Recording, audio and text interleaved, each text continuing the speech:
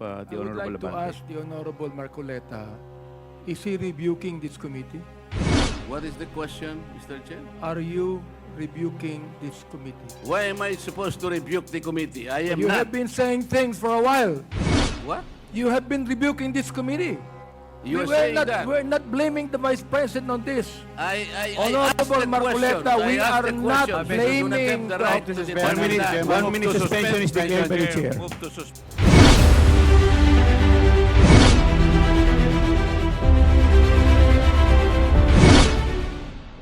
I wish to manifest that the refusal of Her Excellency Vice President Sara Duterte to take her oath in today's hearing in the conduct of inquiry in aid of legislation is an affirmation of her stand, her position during the budget briefing of the OVP. And this representation wishes to manifest that when the resource speaker does not take her oath, then it follows that whatever statement she will provide, we call it could not hold any water. That being not under oath, the same cannot be used as an evidence in any inquiry, in any proceeding, Mr. Chair. In other words, her refusal to answer in the last budget briefing of the OVP is tantamount to her stand in today's inquiry of refusing to take her oath. That is for manifestation, Mr. Chair. And with that, Mr. Chair, I wish to remind the committee, our esteemed colleagues, and the Filipino people of the constitutional mandate that public office is a public trust. When there is a question, we're bound to answer. We're bound to explain. As a matter of fact, no less than the Philippine Constitution provides, we are accountable to the Filipino people at all times. We are now confronted by the issue on confidential fund. And I wish to emphasize, ang confidential fund po ay pera ng taong bayan. And we owe it to the people to explain kung paano ito ginastos, saan ito napunta, and to be specific, sinunod po ba natin ang joint circular regulating the use of confidential fund? Mr. Chair, I wish to raise as well, to invoke as well, and remind our esteemed colleagues that pursuant to the separation of power, we, the Congress, is exercising the power to legislate. Under this power, we also have the power of the purse. We can amend, we can revise, we can approve, and we can disapprove the budget that was proposed to us by the executive.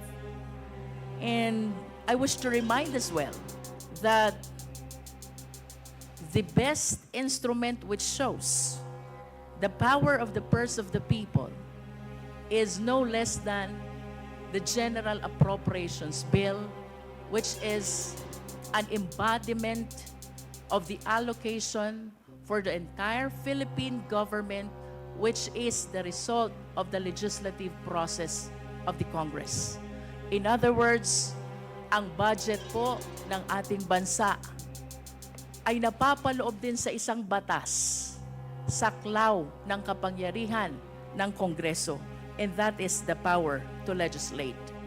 To be able to make sure that the power of the purse is properly exercised, we are granted as well by the oversight power.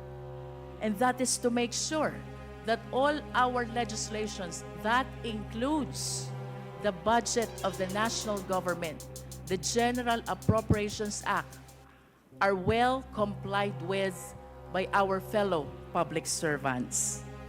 And to make sure, and as a consequence of this oversight power, we have this inquiry in aid of legislation. So I just wish to remind the Filipino people, and that includes the OVP, ito po ay trabaho ng Kongreso. Busisiin ang budget. And not only that, to exercise the oversight power to make sure na yun pong ating mga nakaraang legislation that includes the General Appropriations Act ay nagamit ng tama ng mga ahensya ng gobyerno. I hope that the OVP will be enlightened to address the issues instead of attacking this institution, of politicizing, and matters concerning politics, Mr. Chair. Third, Mr. Chair, we should be uniform in the application of our rules. If we are guided by the constitutional mandate that public office is a public trust, if we observe malfeasance, misfeasance, and nonfeasance in the LGUs, as a matter of fact, we have pending inquiry in aid of legislation concerning LGUs. Kung iniimbestigahan po natin ang Office of the Mayor, kung iniimbestigahan po natin ang Office of the Governor, by equality under the law, we should conduct an investigation as well to the Office of the Vice President.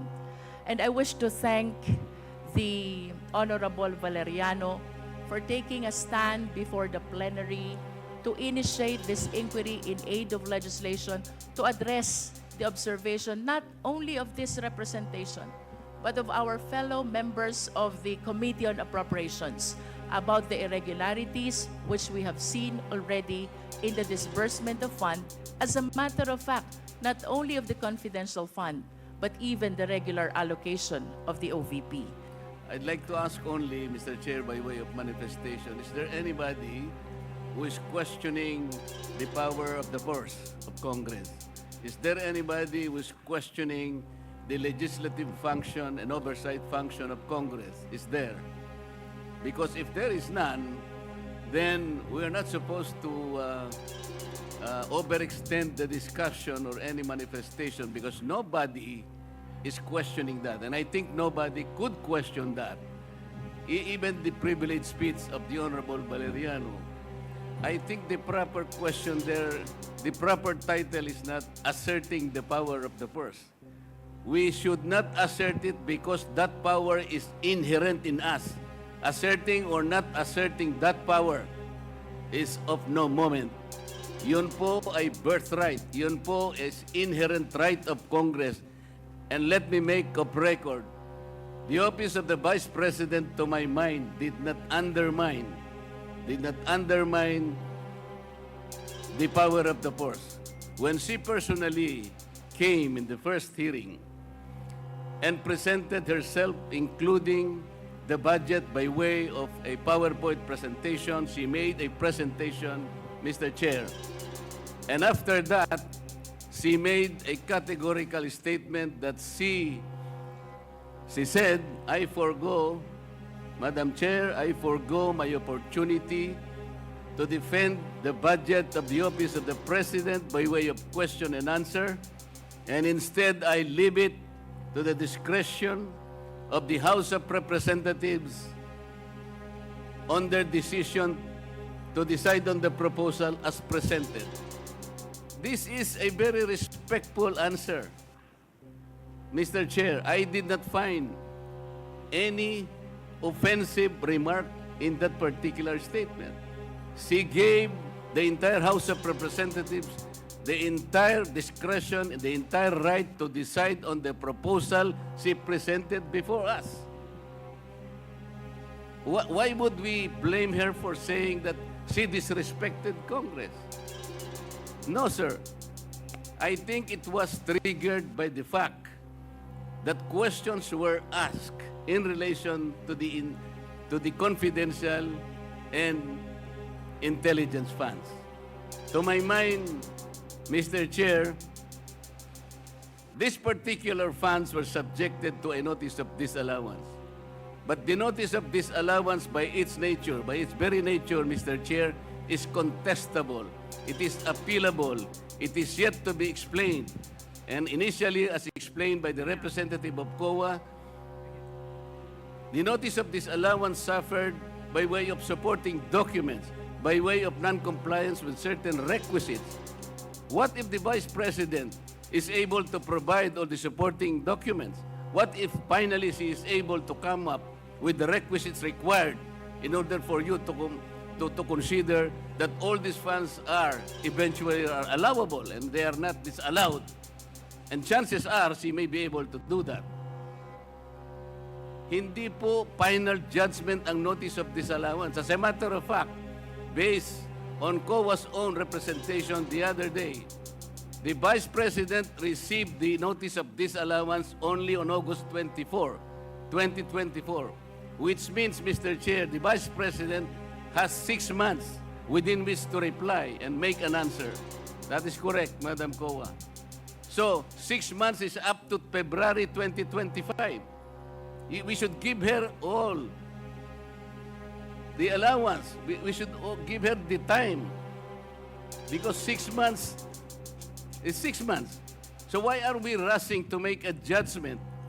As a matter of fact, as I have already initiated earlier, Mr. Chair, when you said that anything we can discuss in this committee provided it is of public interest, and you said that intelligence funds and confidential funds are public interest, but I said because of our own rules, we should make a prior and preliminary determination that is directly and principally connected to malfeasance, misfeasance, or non-feasance. We have not made that determination.